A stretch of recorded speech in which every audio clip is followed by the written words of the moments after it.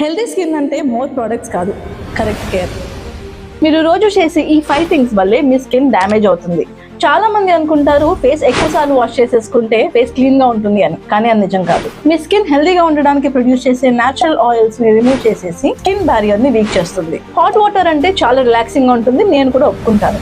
కానీ అదే మీ స్కిన్ ని డిహైడ్రేట్ చేసి ఇరిటేషన్ ని కాజ్ చేస్తుంది. మీ స్కిన్ కి గోరువెచ్చని వాటర్ అంటేనే ఇష్టం. స్క్రబ్స్, పీల్స్, యాసిడ్ ఇలాంటి చాలా ఆప్షన్స్ మార్కెట్ లో ఉన్నాయి. ఇవి కరెక్ట్ గా యూజ్ చేస్తే మంచిదే, కానీ ఓవర్ గా యూజ్ చేస్తే స్కిన్ థిన్ అండ్ సెన్సిటివ్ అయిపోయే ఛాన్సెస్ ఎక్కువగా ఉంటాయి. సన్ నుంచి వచ్చే యూవీ రేస్ మీ ఇంటి విండో నుంచి కూడా మిమ్మల్ని రీచ్ అవుతాయి.